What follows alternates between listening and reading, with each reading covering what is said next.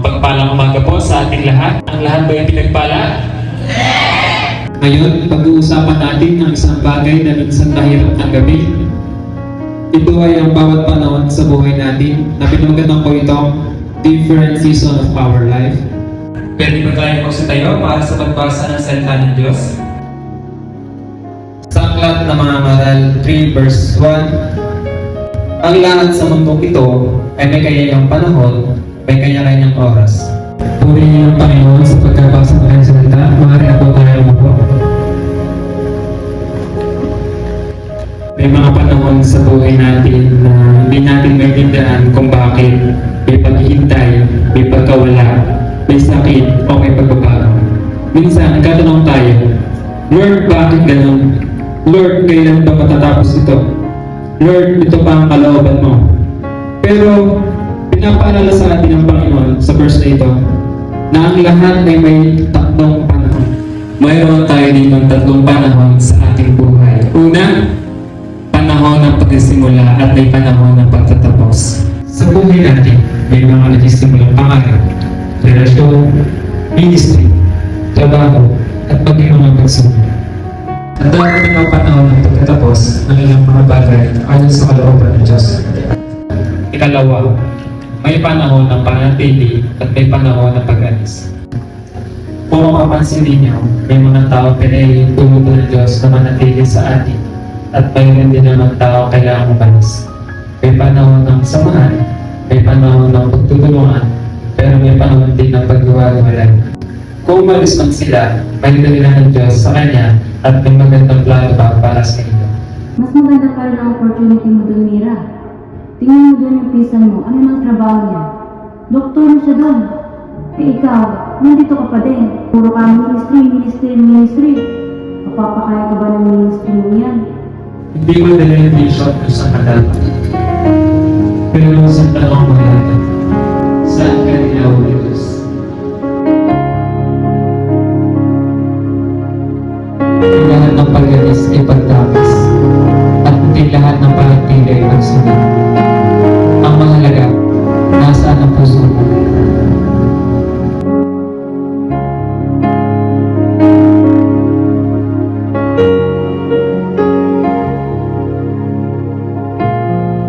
At ang huli, may season ng pagpapaalam. Pero hindi ibig sabihin ito, mawawala ang plano ng Diyos. Minsan, doon pa nagsisimula ang lahat.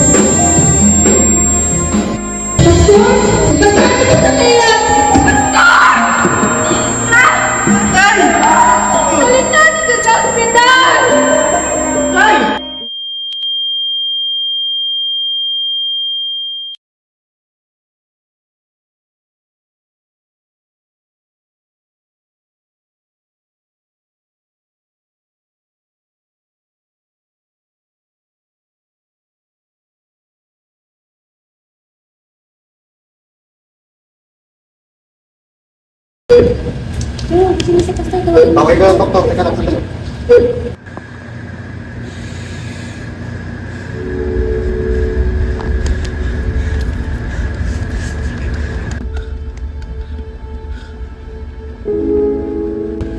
Nandiyan yung doktor at tawag ko na papunta na raw. Good afternoon po. Sino pong anak po yung Kamusta po ang kalagayan ng Well, her father experienced a severe hearing loss. And based on our augmented evaluation clinical finding, it may be caused by extreme stress, aging, viral infection that affects his hearing. So ito, ano po pwede namin gawin sa tatay ko? Well, as per my advice po, importante po na maiwasan po muna ni tatay ang stress. Ano po? early management is important to prevent further deterioration of his hearing function. Bakit? Ay, hindi ka na makarinig.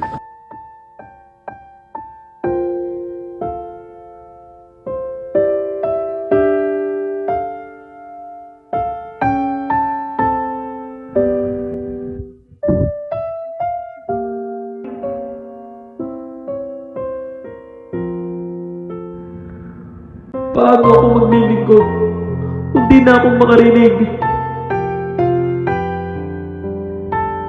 Anong nangyayari?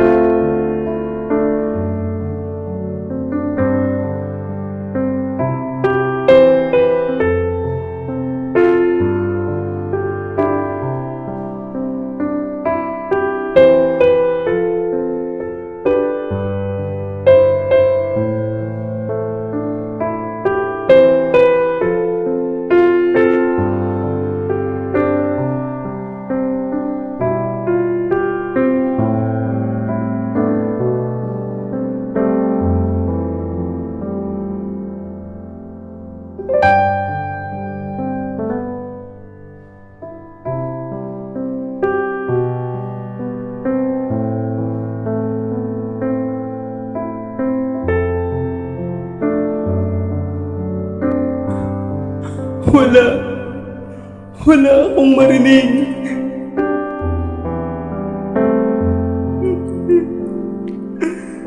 Ito yung tinig na nagdala sa kanila at hindi ko na marinig.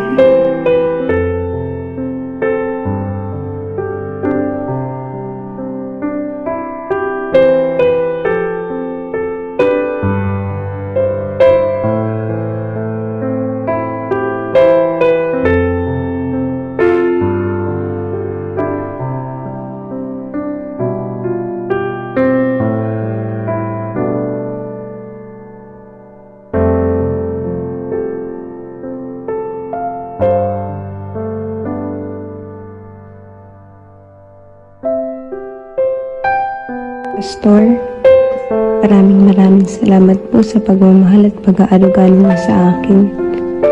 Ramdam na ramdam ko po na itinuring niyo po akong anak. Kahit ang dami-dami ko ding naging pagkukulang. Pastor, patawad po.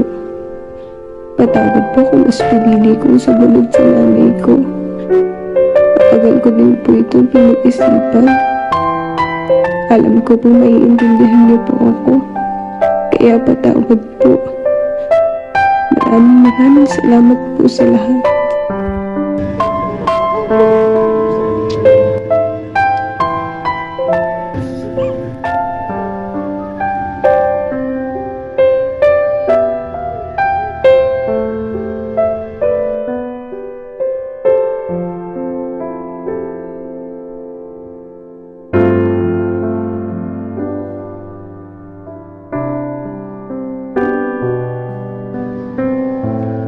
Salamat po sa lahat, Pastor.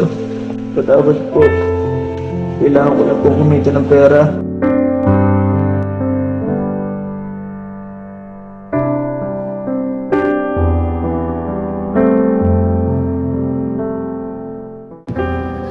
Teka lang.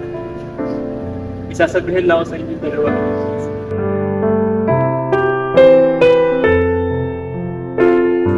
Ang dami nyo natin pinagdaanan. Binuhos ko lahat. Pero siguro, ito ang kalooban ng Panginoon.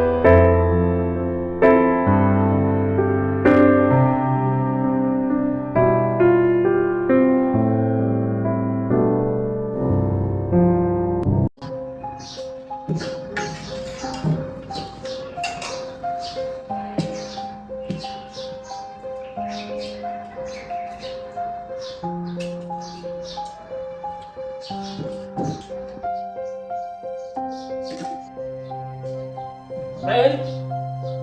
Rael, anak? Rael, anak? Rael, anak? Rael! Bang! Tulong! Tumawag kayo ng ambulansya! Tulong! Rael!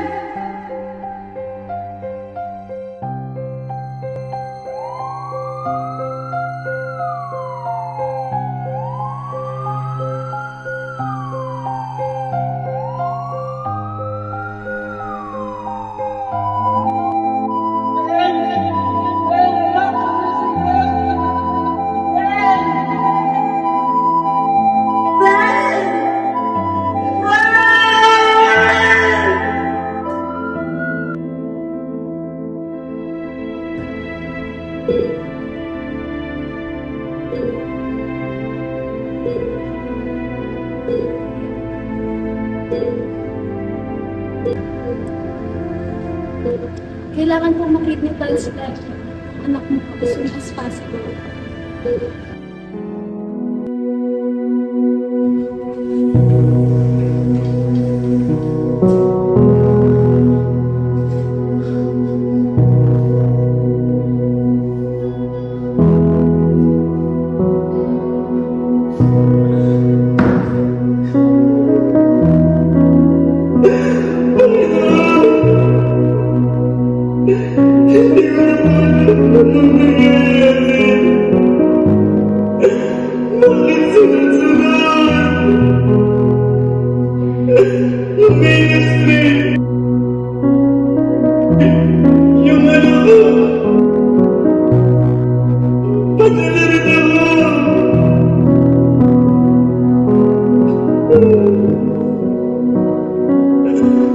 Hindi ko na marinig. Ito ba yung sinasabi mong panahon ng pagkawala?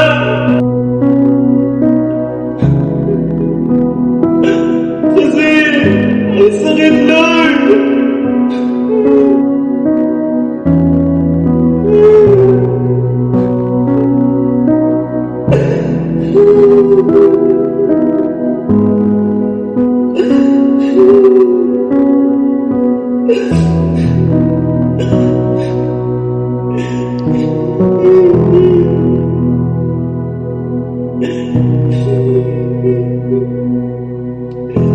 Mga bagay